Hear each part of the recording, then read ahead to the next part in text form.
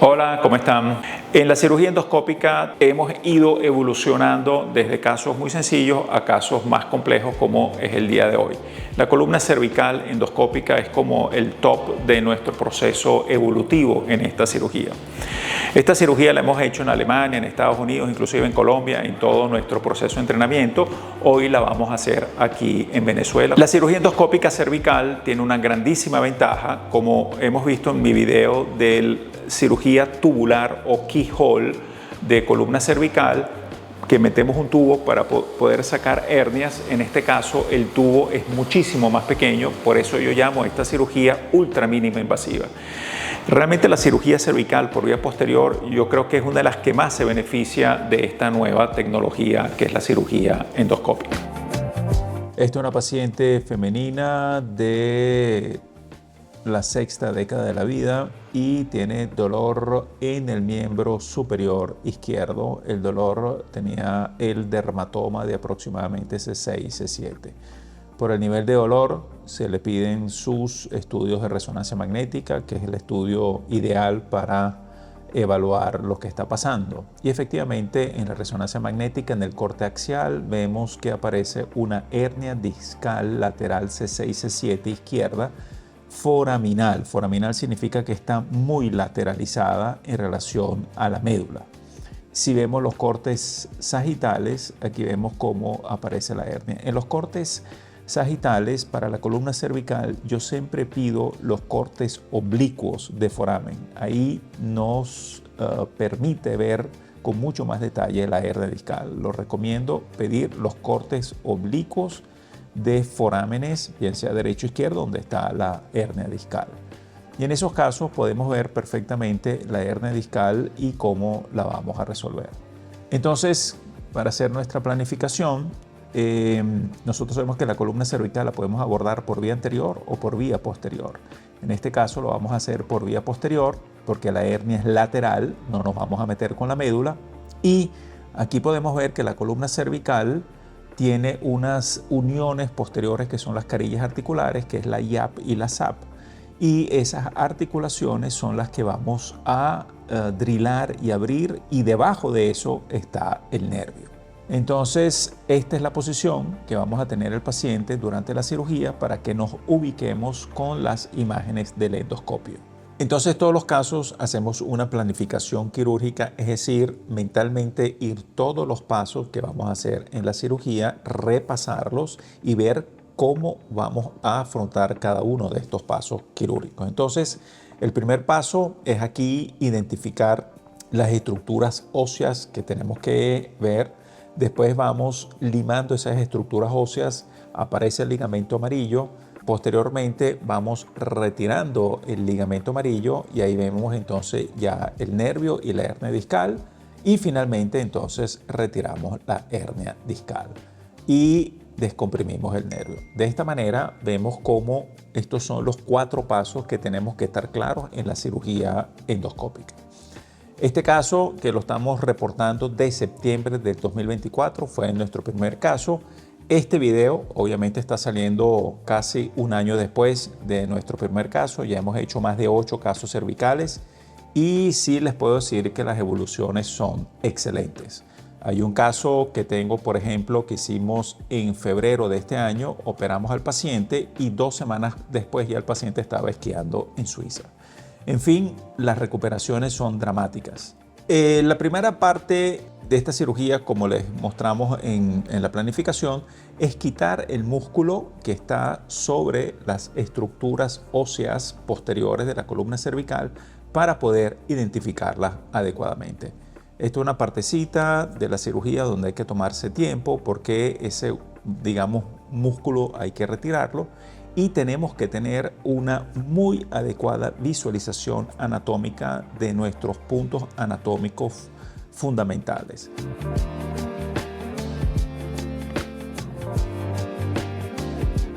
Prácticamente lo más importante de esta cirugía es identificar esta estructura. Esta estructura es la V, la famosa V cervical. La famosa V cervical está dada por, ven la lámina DC6 y la lámina DC7. Ellas están ubicadas como una V y la punta de la V es el sitio de unión de la IAP, que es la Inferior Articular Process o la faceta inferior, y la SAP es la Superior Articular Process, que es la faceta ascendente. Es decir, eso es son dos articulaciones que justamente por debajo de ese sitio está el nervio. Al nosotros identificar esto, ya perfectamente estamos claros dónde tenemos que trabajar. Entonces, una vez que tenemos esa estructura identificada, simplemente limpiamos un poquito mejor para identificarla mejor. Ahí se ve la V perfectamente y entonces tenemos que comenzar a hacer el drillaje.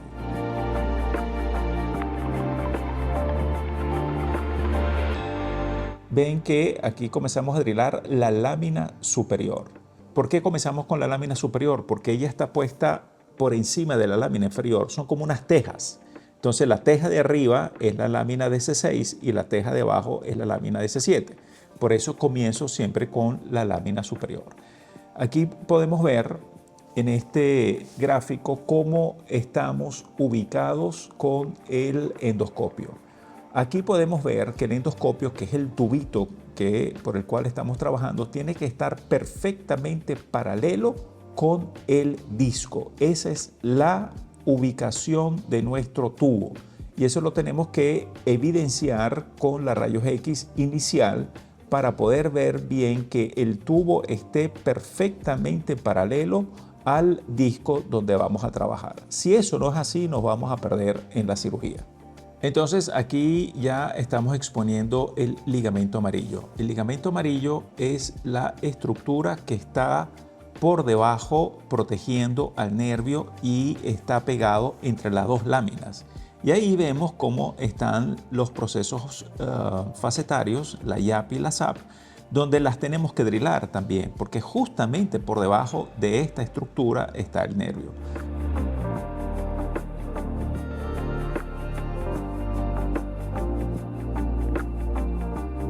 Entonces aquí simplemente estamos drilando, aquí vemos que es medial, medial significa es hacia la línea media, lateral, cefálico, la cabeza y caudal.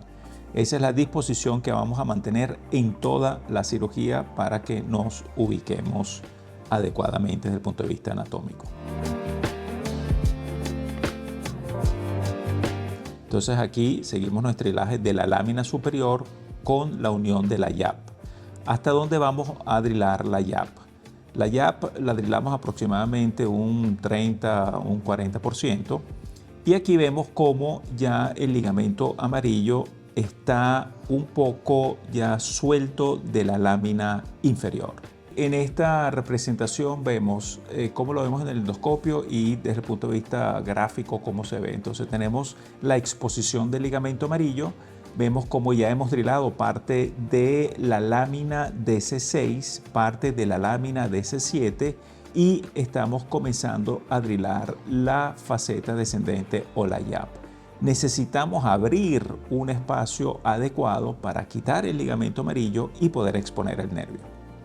Aquí vemos cómo el ligamento amarillo ya está bastante suelto, tanto en la lámina superior como en de la lámina inferior, y lo vamos retirando con las tijeras. Entonces vemos aquí cuando ya estamos exponiendo la médula que la médula y el nervio en la columna cervical tiene como una membrana alrededor, es como una telaraña, lo llaman como telaraña, pero realmente es una membrana peridural y esa membrana peridural se ve bastante bien y hay que como quitarla con cuidado para poder exponer perfectamente. Y se ve perfectamente cómo está esa telaraña o membrana peridural cervical.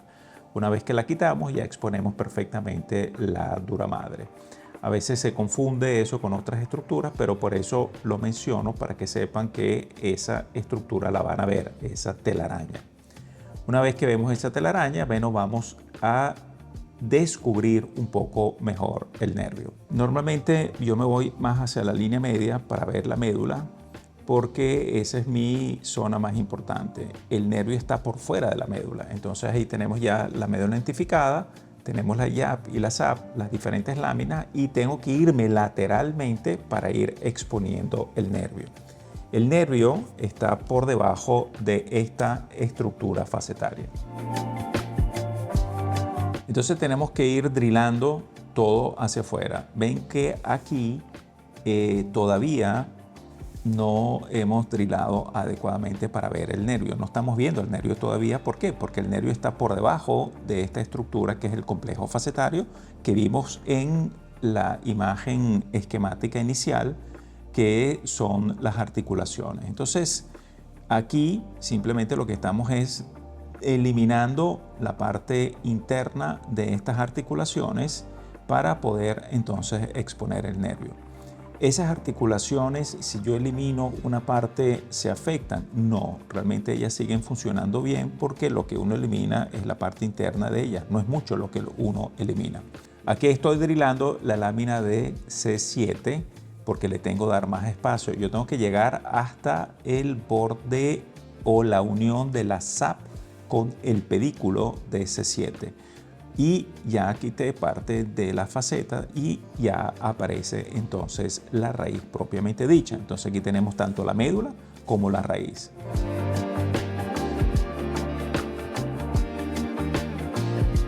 Entonces esto es lo que tenemos que buscar finalmente. Tenemos el nervio de la raíz de C7, tenemos la YAP y la SAP, que son las articulaciones facetarias ya driladas.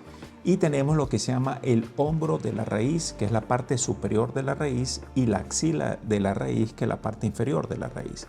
Ahora, ¿por qué es importante identificar eso? Porque la anatomía del disco en relación al nervio varía dependiendo del nivel que nos estamos encontrando. Aquí podemos ver cómo hay diferentes relaciones del nervio con el disco. En la A, el nervio está por debajo del disco. ¿Eso qué significa? Que la hernia discal normalmente la vamos a buscar en el hombro. En la tipo B, el disco está por delante del nervio. Estas son probablemente las hernias más difíciles de poder hacer.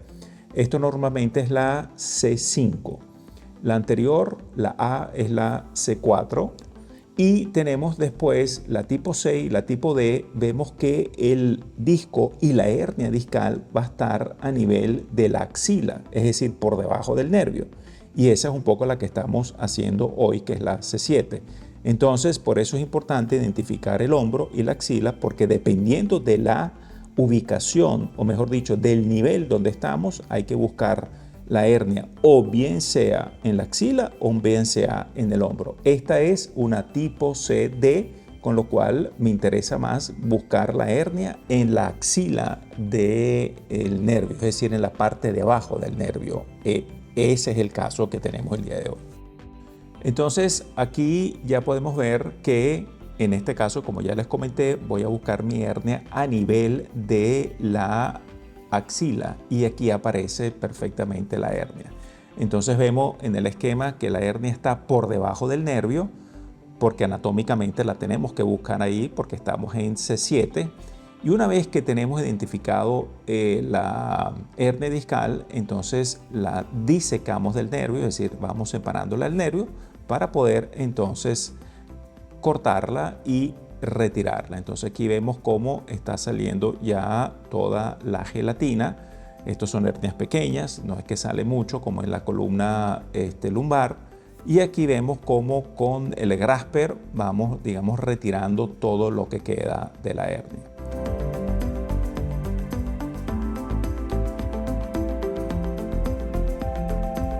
Aquí vemos cómo ya el nervio queda descomprimido y vemos el anillo fibroso. ¿Qué significa eso? Es decir, la envoltura del disco. El disco tiene una envoltura que es el anillo fibroso, es como una dona que internamente tiene la gelatina. Entonces, esa gelatina se sale a través de la dona, a través del anillo fibroso, y ese es el hueco o digamos la zona que queda de defecto por donde sale la hernia discal. La ventaja de la radiofrecuencia es que con la radiofrecuencia nosotros podemos ir sellando ese anillo fibroso para evitar que se salga una hernia discal ahí. Aquí vemos cómo lo estamos haciendo con la radiofrecuencia, lo hacemos en la parte donde sale la hernia. Ahora, ahí me fui ahorita también en la parte superior, es decir, en el hombro del nervio para también ir coagulando el anillo fibroso para evitar una recurrencia discal. Cuando hablamos de recurrencia discal, hablamos de qué frecuencia existe de que salga otra vez la gelatina del disco. En los casos de columna cervical es realmente poco frecuente. Más o menos a nivel lumbar es del 3,5% anual y en la cervical es muchísimo menor. Realmente, tanto en la tubular, que he hecho muchísimas y ahorita que la estoy haciendo endoscópicas, no he tenido ni una sola recurrencia de hernia cervical. Por supuesto, es diferente a nivel lumbar. Entonces, aquí vemos como ya el nervio está expuesto, está completamente descomprimido. Ahí vemos cómo la pinza que estamos usando es una micropinza. Ven que el nervio es mínimo a nivel de la columna cervical. Por eso esa ventaja tan grande que tenemos con el endoscopio, porque podemos aumentar 30 veces la visualización del ojo humano. Esto es mucho mejor inclusive que un microscopio. Aquí tenemos entonces la visión final, tenemos la médula cervical, tenemos el nervio completamente descomprimido, tenemos la axila descomprimida, tenemos el hombro descomprimido y esto ya es la comprobación final de que hemos, digamos, terminado nuestra cirugía. Esta es la posición de la paciente. La paciente está boca abajo con flexión del cuello hacia abajo y eso nos permite trabajar de una manera bastante cómoda durante todo el proceso. Y ven que la incisión es mínima. Y esta es una paciente que se puede recuperar y ya volver a su trabajo, digamos, laboral, inclusive en una semana, 10 días. Entonces, espero que hayan entendido un poco por qué es tan buena la cirugía endoscópica para la vía posterior cervical. Como les comenté al principio, tengo el video de qué es la cirugía cervical posterior con el tubular, que es el keyhole. Bueno, esto es una evolución superiorísima al keyhole del tubular. Ya de hecho prácticamente no estoy usando tubular para cervical, lo utilizo en casos de repente muy complejos y donde tengo que hacer otras cosas. Entonces hemos tenido excelentes resultados con estas cirugías cervicales por vía posterior y vamos a tener otros videos de columna cervical también demostrativos de cómo sacamos las hernias de la columna cervical por vía posterior. Como ya les comenté, no todos los pacientes aplican para esta cirugía, pero a los que aplican hay que ofrecerle esta opción. Muchísimas gracias.